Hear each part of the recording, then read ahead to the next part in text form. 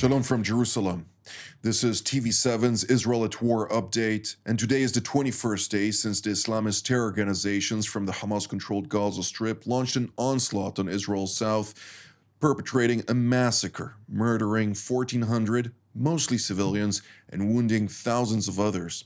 Joining us to provide us with the latest updates on the various developments at hand is our TV7 editor-at-large, Mr. Amir Oren. Amir, thank you for joining us once more. What can you tell us about the latest? So there are reports of progress in the hostage release talks, reports out of Qatar. So maybe they are authoritative, but as of now, what we see is not yet an operational pause, which is supposed to be one of the clauses in the arrangement. We do see several raids, either by an armored column or by naval commandos, and obviously hundreds of strikes by the Israeli Air Force into Gaza, as well as rockets being launched from Gaza into Israel today, including a hit in Tel Aviv. Indeed, to provide us an operational update, as ever, is Brigadier General in Reserve Doron Gavish, who's the commander of the Israeli Air Force Task Force for Air and Missile Defense. Thank you for joining us, General. What can you tell us about the latest operational developments? Well, thank you, Jonathan. We start with the south. The Air Force strikes are continuing. We remember that they have two main missions. One of them is hitting the Hamas infrastructure, and the other one is to do and prepare whatever is needed for the operational and ground maneuver. We saw, as Amir said, also some special forces and others basically preparing what is needed for the next step in the Gaza Strip. The Hamas indeed shot some rocket toward Israel. And as Amir said, one of them even fell in Tel Aviv. And this is what we continuously say, that from one hand, there is a very good defense, and we saw it. As we remember, they shot thousands of rockets toward Israel. But then from the other hand, this is not hermetic. And this is why it is super important for the civilians to go to their shelters. And we see it happening also in this time because people were not severely hurt, and this is very important. The combination between kinetic interception and listening to the orders of the Home Front Command. So this is from the south toward the north. We are still under the war threshold between Israel and Hezbollah. We saw still in the last few days that in most of the encounters between the Hezbollah and the IDF, the rockets that were shot were intercepted, the UAVs were intercepted, the anti-tank units were taken care of. So the IDF is super alert to what is happening over there. And of course, if we would go to the next step. We don't want to open a second front, but the IDF is fully prepared to it. No more surprises from this point of view. Of course, the cooperation with the United States and with our allies, mainly with the United States, is very tight. Commanders are talking in all levels and looking together on all what could happen in our area, and we would take care of it together. The last thing that I would say is that, and we said it more than once, the IDF is determined to win this war. We are going to go and to take care of the two main missions. One of them is the destruction of the Hamas infrastructure and military capabilities, and the second one is the hostages. So the IDF is there, is determined, and he will do whatever is needed, in order to win this war. Indeed. Well, in order to highlight also the U.S.-Israel cooperation, as well as the various challenges at hand, obviously, throughout the region, considering the fact that the Islamic Republic of Iran is also targeting U.S.-led coalition forces throughout the region. We heard about roughly 13 attacks against coalition bases in Iraq, as well as coalition bases in Syria.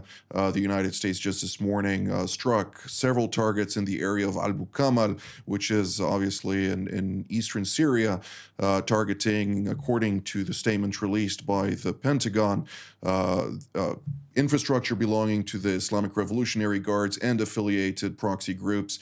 For that, I'd like to join to the conversation all the way from Washington, D.C., Ambassador William Robach, who is the Executive Vice President of the Arab Gulf States Institute in Washington, who formerly obviously served also as the U.S. Ambassador to the Kingdom of Bahrain, as well as the Deputy Special Envoy for Operation Inherent Resolve, or the Global Coalition to the Defeat of ISIS. Thank you for joining us, sir.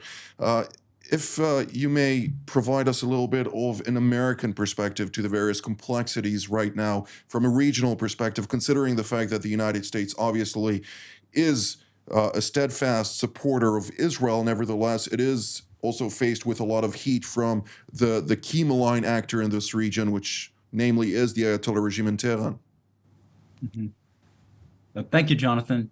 A couple of points. First, to underscore what you just said, I think the U.S. Government, the Biden administration, has made clear that it stands shoulder to shoulder with Israel in this, and it's done everything it can, I think, operationally and also in terms of diplomatic support to make that very clear, most recently at the UN Security Council earlier this week.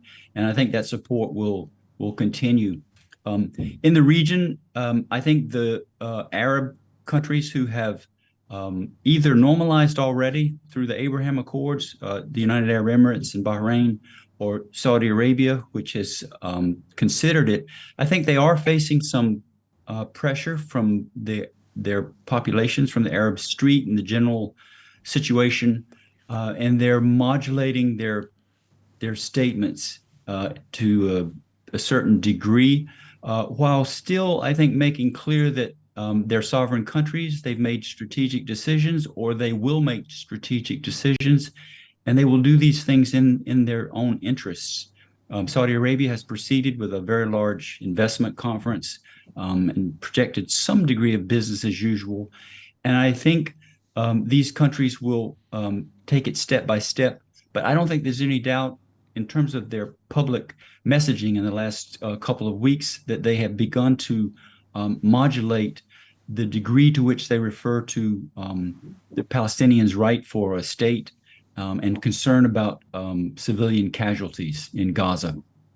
Indeed. Of course, one bad actor, which is also an Iranian proxy, happens to be Ansar Allah, the Houthis in Yemen, which did threaten and continue to threaten vital infrastructure in Saudi Arabia. In the last 48 hours, we saw once again various objects being fired in the direction of Israel, which were both intercepted by and there is ongoing collaboration with the United States and Egypt in making sure that the Red Sea doesn't turn into also a sphere of difficult complexities. But nonetheless, I'd like to also join the former Army Corps commander, among others, the Major General in Reserve, Gelshon Akohen. Gelshon, what can you tell us about the complexities to Israel's northern front, particularly also in Syria? Obviously,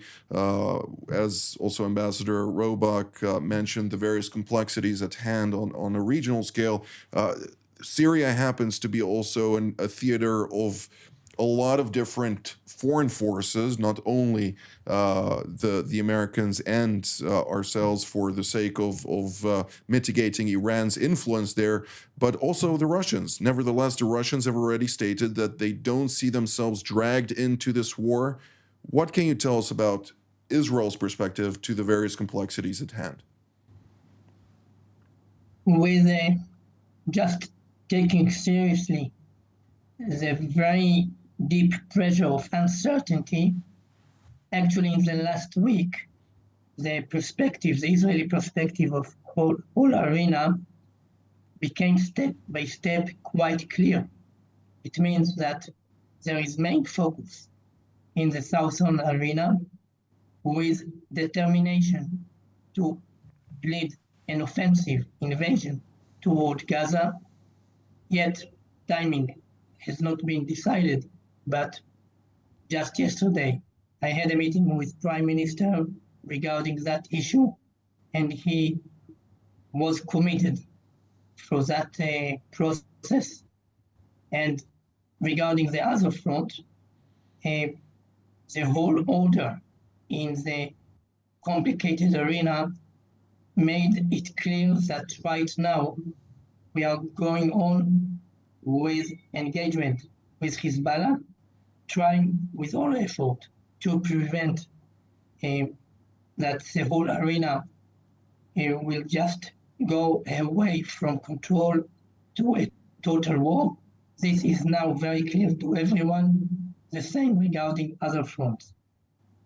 Indeed. Mr. Oren, what can you tell us more? Obviously, Israel is not keen on a wider escalation, and the United States has made it also very clear, including in the statement referred to earlier from the Pentagon, that it does not seek wider escalation. Nevertheless, if provoked and dragged into it, obviously, Israel and the United States and other allies and partners in the regions will be forced to react. How do you see this complexity evolve?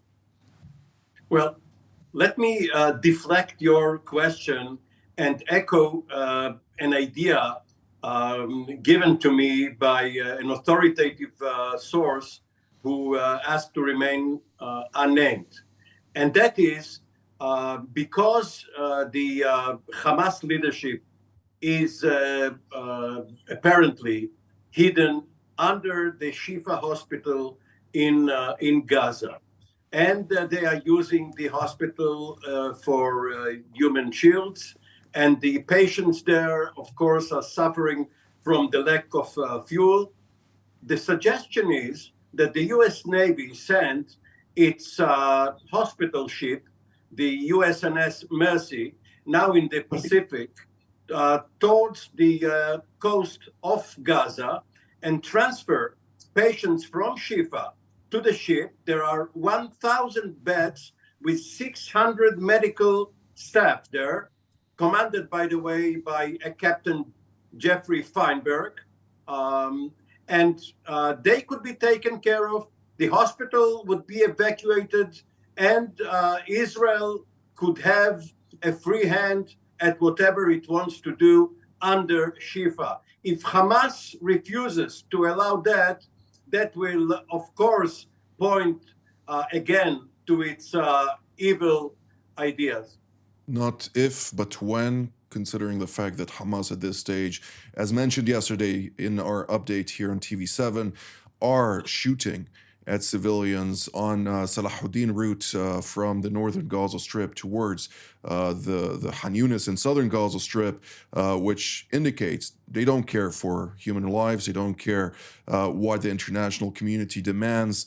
Everything is rhetoric. Ultimately, their goal is to see as many as possible casualties and translate that into disinformation towards the international community. But General Gavish, I think it's very important, and we spoke about this also earlier. Some of our ardent viewers have also asked us to do so. What are the figures right now? Because Israel remains under attack from the Hamas-controlled Gaza Strip with indiscriminate rocket fire. You mentioned one hit on the central city of Tel Aviv, which caused also a fire in that building. What can you tell us about the latest figures? I will come to it in a minute, Jonathan, but I really would like to echo what you were just saying about the Hamas. It is important to remember that Israel, together with the United States and Egypt, allocated an area in the south part of the Gaza Strip, south from the Gaza River, which all the conditions are there. I'm talking about humanitarian conditions for the population in Gaza. There is trucks which are going in with food, medicine, and other needs for those refugees. So Israel really is doing as much as it can in order to hit the Hamas and not the population over there. And we talked about it also yesterday, that the Hamas is putting barriers. So we are now in a position that Israel, the Israeli Air Force, is attacking, striking the Hamas barrier in order to allow the population there to go to safe haven, as much as we could call it like this, at least to a humanitarian area. So really, this is where we are. So it's a very cynical organization, and I think that they continuously would use the people as much as they can as their human shield. There is no question there. So I really would like to echo what you were just saying. And for the numbers, you're right. It is important to remember, because this terror organization, together with the jihadic Islamic from Gaza, showed toward Israel more than 7,000 rockets, the larger number of rockets that being shot toward any city or any country, as much as I know in the history of warfare. So this is a huge number. Although they were trying to hit the Israeli civilian population, this combination of kinetic defense with the Iron Dome and the passive defense and the population, the Israeli population, which we have to say is very disciplined, going into the shelter, this combination allows us to lower the number of the people that are being hit here in Israel. And of course, this is part of our resilience, because we want as low as number of people that we hit. But again and again, we say that, things could change and people have to be ready for it, that for sure, if we would have some more fronts, there will be more hits. And it is very important to keep and listen to the home front command. And the last thing is that this war, we are here in the defense, but this war would be win on the offense. And I talked about it before. There is a determination there in behalf of the IDF to do its mission. And this is something that we could see all along while you're talking with the commanders, from the highest to the lowest. We are there. Indeed. Of course, we heard Defense Minister Yoav Gallant last night speak about the precision, lethality, and the firepower that will be brought into the Hamas-controlled Gaza Strip during the ground incursion, which is imminent. Nobody knows when exactly, except for those who are supposed to know. Nevertheless, it is imminent, and it will be taking place in the not-too-distant future. Ambassador Robach, I'd like to ask you, also as the former Deputy Special Envoy to the coalition against Daesh, as well as an ambassador to the Gulf, of course, representing the United States of America. Do you see a certain coalition arise or a U.S.-led coalition arise with cooperation with the Gulf countries from a humanitarian perspective, for that matter, that would allow to treat those wounded civilians in Gaza who are in need of a certain refuge? Of course, southern Gaza is safe for them, safe as much as it can be safe, of course, within the boundaries of living under the tyrannical regime of a terrorist organization. But what can be done from your experience to mitigate the humanitarian challenges that are very real and have been real also in the war against a radical terrorist organization that committed similar savagery, namely the Islamic State in Iraq, in Syria, and elsewhere? Thank you, Jonathan. I think on the humanitarian side, what the U.S. has pushed for is getting more humanitarian assistance into Gaza. That means more trucks, more humanitarian supplies. They've also pressed at the UN for humanitarian pause that would strengthen this effort to get medical supplies, food, temporary shelter type tents and things like this, blankets if they're necessary, into Gaza, these types of supplies. I suspect that these efforts by the U.S. will continue. I think they will have support from the Arab states and and other countries, and they will demand more. I think they will be. They've pushed for more than this. On the issue of how to defeat Hamas, and is there a parallel that can be drawn with the situation with ISIS? I think the effort against ISIS involved building an international coalition of 80-some countries. And I think this is the key to defeating a terrorist organization like ISIS, like Hamas. You have to do it with a group. You have to build partners. You have to have strategic patience. You have to work in the long haul to limit its propaganda, to limit its operational capabilities, to limit its support that it gets from external allies. These were all the efforts that we undertook to limit and eventually essentially destroy ISIS. And I think these are the type of efforts that are required with any terrorist organization like that. It's not an easy fight to do, but it does require partners and patience. Indeed. Unfortunately, of course, I do remember the period when Walad Sina, or before that they were Ansar Beit al-Maqdis, butchered Egyptians, Copts, and the Jordanian pilot that was captured and was burned alive to the camera, and so many really evil images that emerged from the Islamic State. And the Arab world was so united in understanding the brutality of that organization. Yet now, when we're talking about the Islamist Hamas organization butchering 1,400, mostly civilians, it doesn't seem that they are, at least vocally, willing to back Israel in this reality, even though behind the scenes we do hear support and hope even for the eradication of the Islamist Hamas organization. The complexities on the ground, obviously, in their own populations and spillovers is something that they are taking into consideration here. But a fundamental change needs to occur.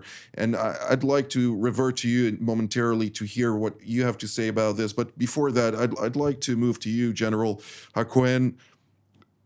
Hezbollah seems to continue to fire and to launch rockets under the war threshold, as General Gavish mentioned, towards Israel. Just earlier today, we saw more anti-tank missiles being fired, as well as other activities being conducted. Israel is obviously retaliating with artillery and aerial strikes, moreover, also with other activities being done. What is the red line for Israel here? The main red line is clear.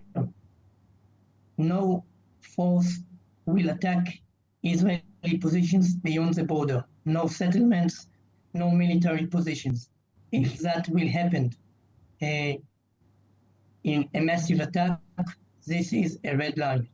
And what really could be considered as a massive attack, it is a very, very complicated issue. Indeed. Thank you, General Hacohen. I'd like, once again, as I mentioned, to revert to you, Ambassador Roebuck. What can you tell us about what I just illustrated verbally, obviously, with regard to the Arab response to Israel?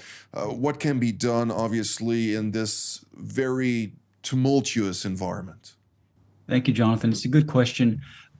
I think in the initial days of the confrontation, when the Israeli fatalities and the horrific nature of the violence was so clear, the statements from the Arab world were much more favorable towards Israel. They weren't everything, I think, that Israel or the United States wanted, but they were much more supportive. If you look at the statement from the United Arab Emirates, for example, in Bahrain, they condemned Hamas. They talked about the horrific acts that had taken place, particularly the taking of hostages.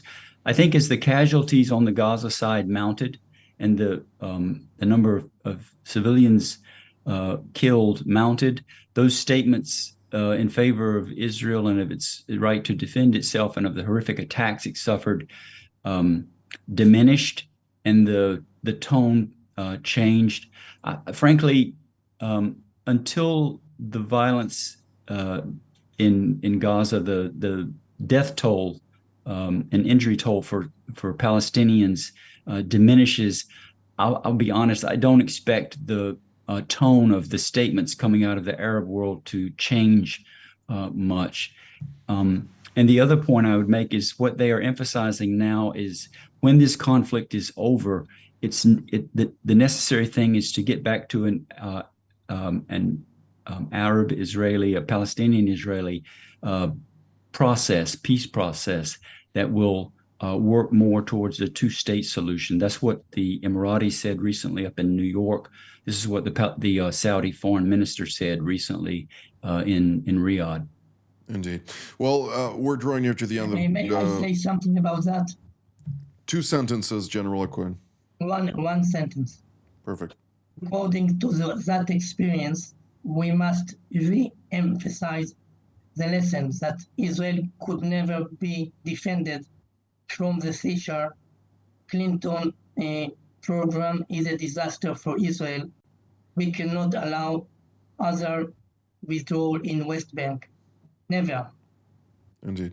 Well, General Gavish, you have 1 sentence that will round up our update for today.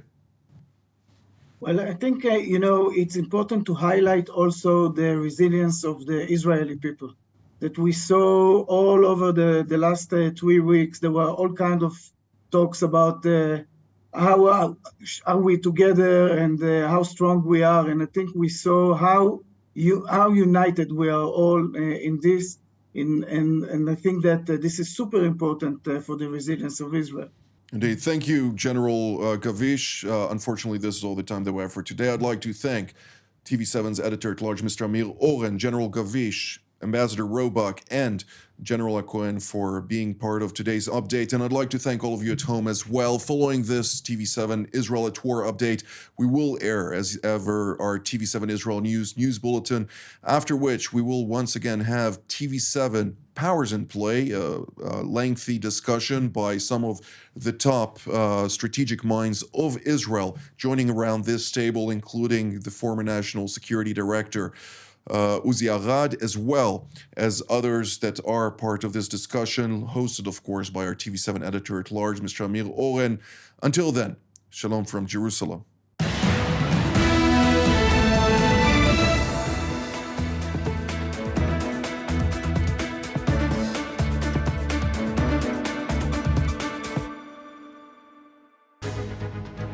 I'm Eran Etzion, former Deputy National Security Advisor here in Israel, a diplomat, a strategist by training. I'm very happy to be at TV7 and offer my interpretation along my esteemed colleagues. The strong point of TV7 is to be a reliable source of authoritative insight in an era of shallow news environment that is very difficult for viewers to trust.